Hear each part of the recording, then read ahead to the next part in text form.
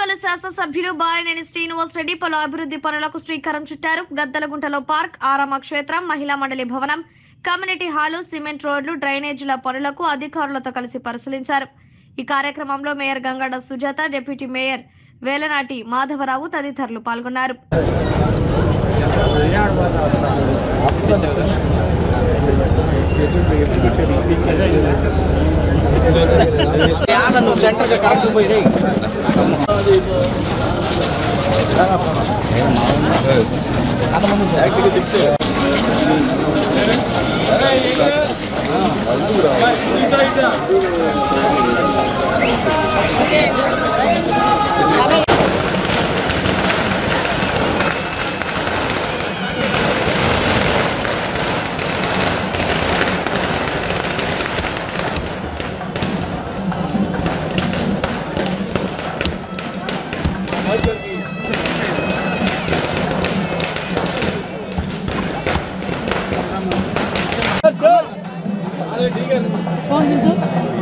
మాధవ్ గారు సరిపడదు ఒక్క సెకండ్.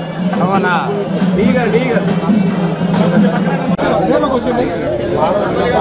కొద్ది ముందుకు రానండి, కొద్ది నీళ్ళకి రానండి, కొద్ది వెనక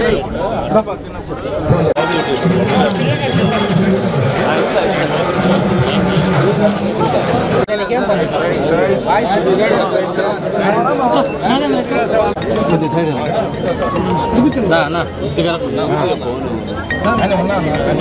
అదన్నాడు బట్ సెల్ఫీ ఇస్తాను.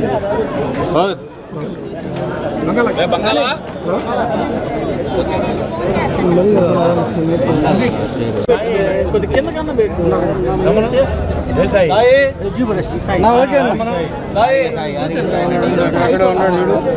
బయట ఉన్నాడు అన్న, కొద్ది సైడ్ రా అన్న, కొద్దిగా మీరు సార్ కొద్దిగా ఏమనుకోకుండా కొద్దిగా వెనక్కి అజీదనా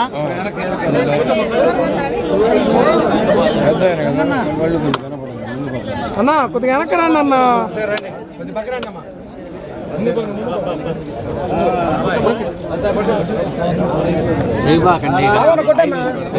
సైడ్ రమ్మా, కొద్దిగా వెనక్కి రమ్మా.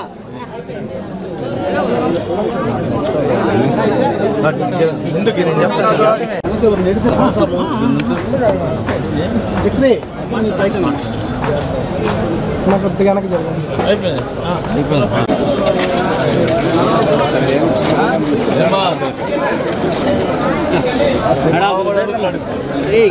రెండు చేతులు పెట్టి కాదు.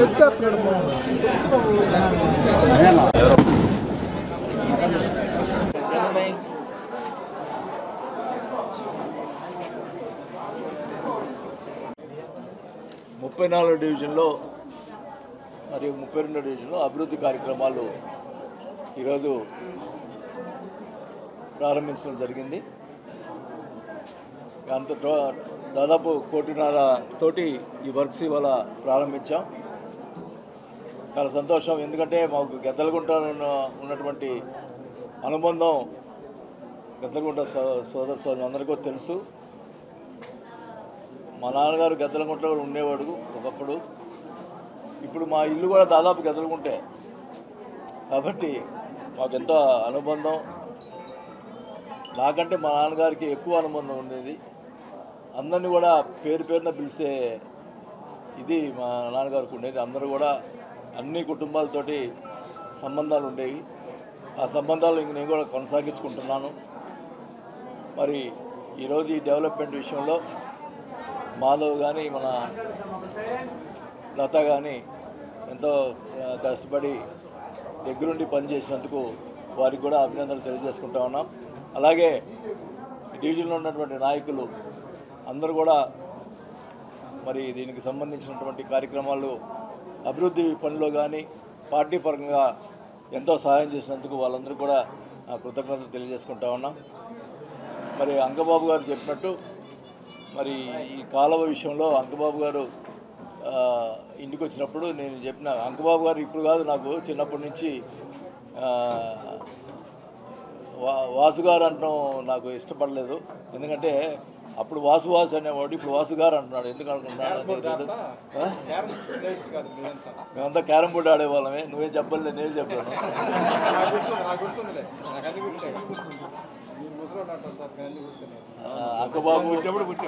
అంకబాబు ఆర్పి అని ఉండేవాడు.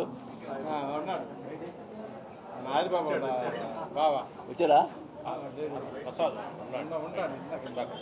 అందరం కూడా ఇప్పుడు క్యారమ్స్ ఆడుతూ అప్పుడు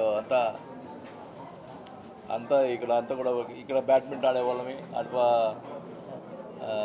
హరి వాళ్ళ ఇంటి పక్కన ప్లానింగ్ దగ్గర ఎన్నో మని అనుబంధాలు ఉన్నాయి. మరి జ్ఞాపకాలు ఎప్పుడు కూడా మర్చిపోలేనివి. మరి ఈరోజు ఈ కార్యక్రమానికి నన్ను పిలిచినందుకు మరి గద్దలగుంట వాసులందరూ కూడా పేరు పేరున ధన్యవాదాలు తెలుపుకుంటూ సెలవు తీసుకుంటాను.